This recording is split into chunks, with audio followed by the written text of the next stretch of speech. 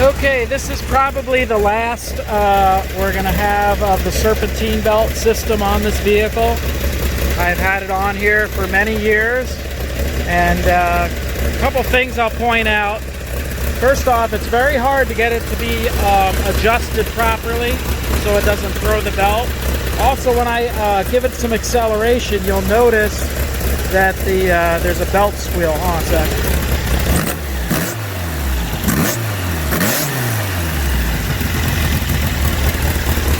Another thing about this system is on the back of it, I have a crank sensor. I'm going to turn this off so we can hear each other. Hold on a sec. So there's also a crank sensor set up on the back of the crank pulley. Try and get you a visual here. Hold on a sec. I have to go on the other side, I guess. So you can see the teeth on the inside of the pulley. So this is why I kept this system, this MST system, for so long. First off, I bought it because it's pretty, which it is pretty. But when I went to fuel injection, I actually had to specially machine the pulley system. So I probably have a lot more money in this thing than I care to admit as far as the pulley system. That's why I kept it for so many years, even though it's really miserable. The things I don't like about it, it's very hard to adjust. When you tension the pulley enough to put enough tension on the belt, it puts too much tension on the alternator pulley, which makes the alternator make a weird noise, probably because it's flexing the fan in the back and hitting stuff. It's just a real not pleasant system to work with. And you're either flipping belts, or you're breaking belts, or you're wearing belts quickly, or there's just like a lot of misery involved. Then on top of that, the hidden crank sensor that I have on this, which is utilizing a Miata crank sensor, it just doesn't read well because Volkswagen motors in general have an end play, and when you rev them higher, the crank has a tendency to walk, and then it changes the air gap between the sensor and the teeth, and then you don't get a good reading. So this has been like a really annoying long-term thing. I've gotten it to the point where it all works, but it just seems like I'm always fighting it. I'm always having to readjust it. I'm just tired of it. So I'm going to do what I should have done the first time, which is go to a CB setup, which I used to have a CB pulley. I loved it. It was great. I never had any problems. So now got a new CB top pulley for the alternator. I got CB's crank sensor system, which is ugly as all get out, but it works and it's very reliable, and it reads off the top. It doesn't read off the side, so you can see how thick that is. So it can walk and it's still going to read it. And of course the bottom pulley, which you won't see because this thing is going to be on top of it. So this is what I've got. It is a crank seal set, or a sand seal setup, because that's what I have already. So that's my biggest concern, is that the crank seal, this seal might or might not be the same size. We'll see. I'm hoping to use the same seal I have in there currently, but if I can't, I can't, and then I got to just redo everything. So this is basically the first part of this. I just wanted to show you what it looks like before, show you that it runs. Everything works pretty okay, with the exception that I'm having some issues at high RPM with it losing signal, and I'm just getting tired of playing with it. I mean, I literally push the sensor all the way up to the crank, and it actually even shaves the sensor, and it's just, I'm just over the whole system, frankly. So it looks good. I'll admit, it's a pretty system. It's prettier than what's going on it. But you know what? I'm getting tired of the reliability factor with it, and the crank sensor on this engine is very important to the fuel injection system, and it just doesn't work without it. So we're done. We're gonna go to something else. So that's where I'm at. I just wanted to show you before, and then I'll show you probably a during and an after. Alrighty, part two. So got the pulleys off. You can actually see now where the crank sensor was. That's going to change. That's going to be up here. And you can actually see that the sensor is just getting chewed all to get out. and that's part of my problem. So, there's the old pulley. It's a very nice looking pulley. It's for sale. And I got kind of lucky. There's the tone ring that it's been chewing against, as you can see the little marks on it.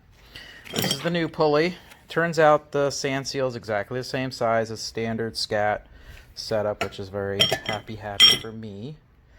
So, next stage is putting the pulleys on there and then getting that all lined up, and then we can get to the wiring for the crank sensor. I got to take the old crank sensor out. I wanted to show it to you before I took it out.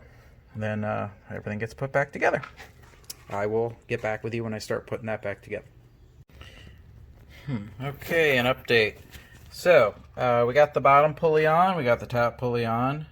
Sounds easy, but it's always work. There's shims to play with and make sure that they're kind of lined up and everything looks good.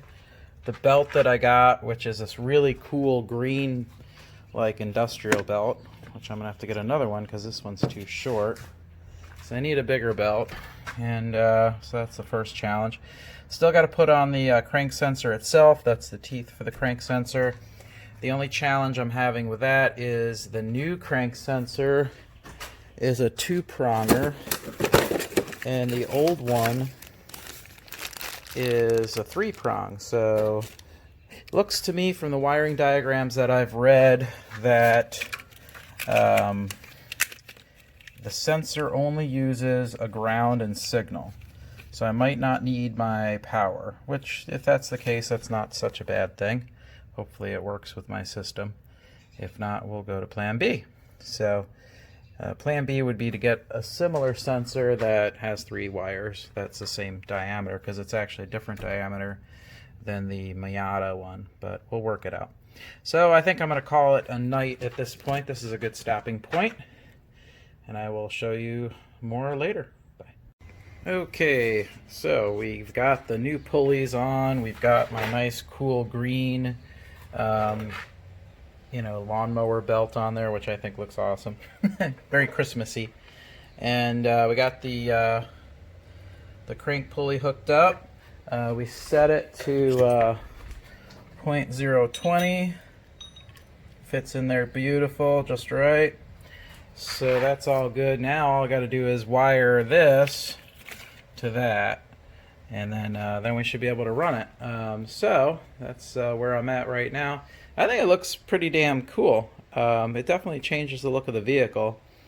And even though I think the MST system was a very good looking system, I still think this looks more vintage. It just looks it looks pretty cool. And you know, the timing gear isn't as prominent and ugly as I thought it would be. So I'm kind of digging it. So that's where I'm at right now. Hopefully the thing works. So it should actually work better than my old system. Anyway, and the reason is because if you see the way the sensor reads right on top of that, even if there's some movement back and forth, it's still going to read, where the other one was actually reading from the back, and when the pulley went back and forth, it would change that air gap. So the air gap is going to stay the same no matter what. If anything, it's just that it's going to read from a side, which isn't as big of a deal. So that is the thought process. This is the CB setup that we're still going on, and so far so good, just chugging right away.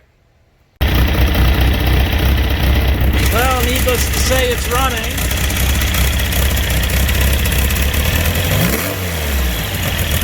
Got a bit of an exhaust leak. I don't know how that happened, but anyway, that's something to look into.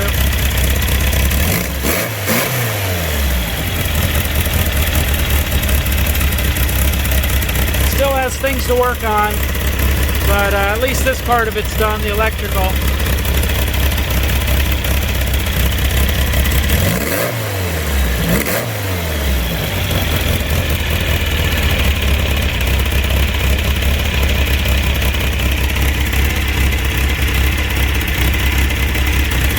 So that's this project finished, and I can get back on the exhaust and take care of some other little things. All right, so that concludes the pulley transformation. Like I said, I have a couple little things to work on. The exhaust is still an issue. I still think there's still some programming stuff to work out as well, but it does run pretty okay. I'm also going to switch from the E85 that I was running back to gas and see if that helps with some stuff as well. Please like and subscribe. And if you have any questions, feel free to put them down. Please, nobody make mention and, oh, you know, the end play shouldn't be that much to affect it. Trust me, the end play is perfectly within spec on this motor, but it was affecting the sensor. And the sensor, the bracket that holds that sensor in, has been an issue since the beginning. So anyway, that's what's going on with that. So anyway, I hope you enjoyed the video, and maybe if someone else is thinking of doing something similar, you can use the information to make any changes. The air gap of 0.020 turned out to be too big. Wouldn't run with 0.020 like it says in the instructions. As soon as I made the gap smaller, all of a sudden started right up like nothing.